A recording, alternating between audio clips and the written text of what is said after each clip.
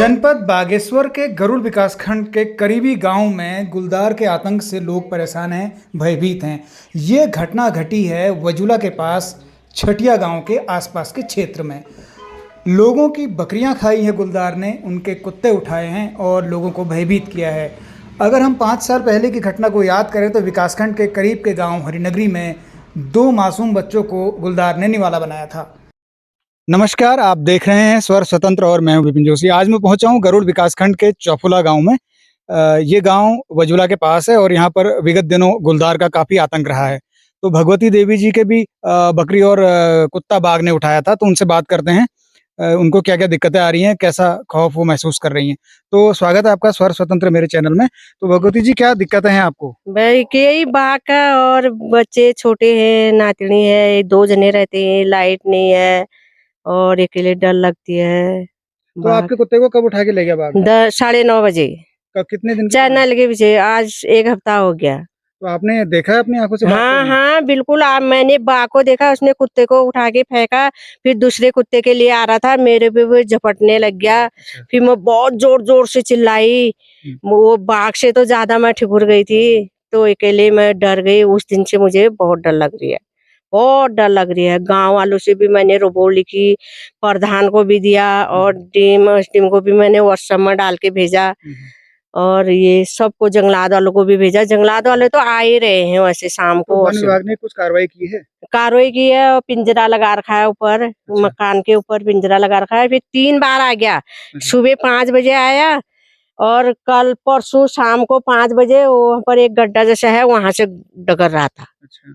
जी, उसके बाद कितने दिन देखा आपने जब आपका मतलब कुत्ता उठा? 3 दिन देख लिया मैंने, जिस जिस दिन से बकरी को और कुत्ते को ले गया। लगातार 3 दिन? हाँ, 3 दिन देख लिया। और यहाँ दूसरे कुत्ते के लिए आ रहा ना, वो एक कुत्ता और है मेरे पास। तो कितने परिवार रहते हैं आपके अगल-बगल? मेरे अगल बगल कोई परवाह नहीं है, बहुत नीचे रहते हैं। 1-2 किलोमीटर दूरी में एक परिवार वहाँ रहता है, एक परिवार वो नीचे रहता है बस। तो अभी और आप ये मेरे झाड़ी कटान कर रहे हो इसलिए कि बाघ हाँ, से सुरक्षा हो सके? हाँ, और मेरे पड़ोसी भी चले गए अब देहरादून। अब मैं अकेली हूँ, मैं भी सोच रही हूँ कि क्या करें। अब इतनी बगान को खाली करना पड़ा, पेड़ पौधे पपीते लगे हैं, सब कुछ लगे हैं, उनको काटना पड़ा है मेरे को।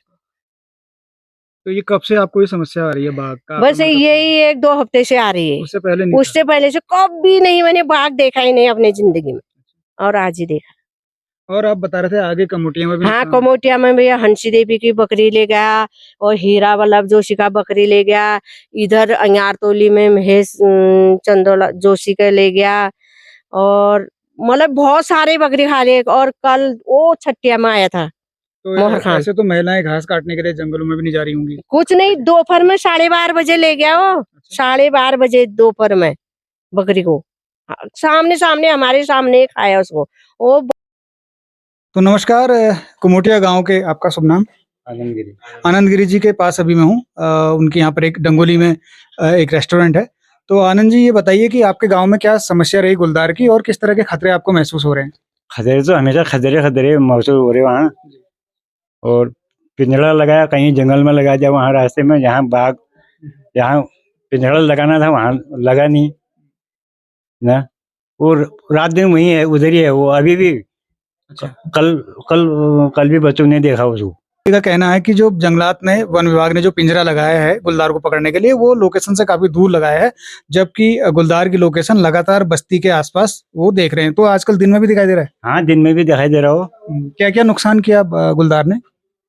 बकरी मार दी, कुत्ते मारे, 2-3 तो बकरी मार दी उसने। एक यहाँ कमोटिया में यहाँ मारा, ये हमारे गांव में मारा उधर छटिया में, और ये उधर पार के गांव में मारा उधर।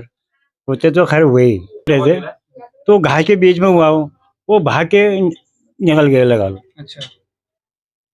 भाग गए, देखा उन्होंने तो भाग गए वो, लगा लो। और घास खाना छोड़ दिया उन्होंने। तो आपने बोला नहीं वन विभाग को कुछ आवेदन लिख के अपना चिट्ठी? कहाँ से दे रखा, जब वहाँ जब आवेदन दिया तभी तो वहाँ पिंजड़ा लगा। ये तो लोकेशन तो आप कह रहे हैं गलत हो गई ना, लोकेशन गलत कर दिया ना।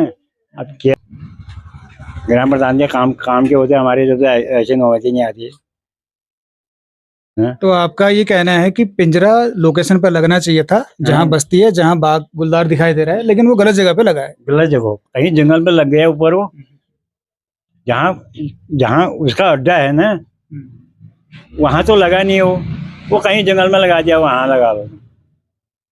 अब वहाँ वो 3 दिन हो गए आके, 2 दिन हो गए ना, 2 दिन हो गए उसको लगाए हुए।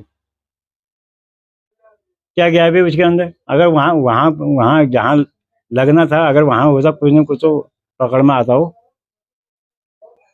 तो बिल्कुल वाजिब बात है, जहाँ जिस लोकेशन पे गुलदार का या बाग का खतरा महसूस हो रहा है, लोग भयभीत, उस लोकेशन पे पिंजरा लगता तो शायद सफलता ज़रूर मिलती। हम ये प्रार्थना करते हैं, दुआ करते हैं कि वो गुलदार पकड़ा जाए और उससे भी बड़ी बात ये है कि वो मैन ईटर ना हो, तो भी थोड़ा बहुत सुरक्षा समुदाय की हो सकती है। अन्यथा इस लोकेशन में कब विगत कई दिनों से समस्या बनी हुई है। अगर गरुड़ विकासखंड की बात करें तो ज़्यादा दूर जाने की ज़रूरत नहीं है। 4-5 साल पहले की अगर हम बात लेंगे तो हरिनगरी में 2 घटनाएँ हो चुकी हैं। हालाँकि उसके बाद वो मैन ईटर बोला जा रहा था गुलदार, वो मारा गया। इस मानव के साथ वन्य जीव का जो संघर्ष है, ये कब से चला आ रहा है और क्यों चला आ रहा है, इससे हम सब लोग ये हमारी सबकी जानकारी में है। परंतु इस तरह की घटनाएँ अगर घटती हैं किसी क्षेत्र में, किसी समुदाय में, तो उसके लिए कौन ज़िम्मेदार होगा और जो भी विभाग इसके लिए ज़िम्मेदार विभाग है, उनकी क्या ज़िम्मेदारी होनी चाहिए और किस-किस लोकेशन पर उन्होंने अपनी ज़िम्मेदारी दिखानी चाहिए, इस बात को गाँव वाले खुलकर कह रहे हैं। आप देख रहे हैं स्वर स्वतंत्र और इस वक़्त मैं हूँ डंगोली में, बिल्कुल उस घटनास्थल के पास जहाँ पर दिन, शाम और रात को भी गुलदार दिखाई दे रहा है समुदाय के लोगों को।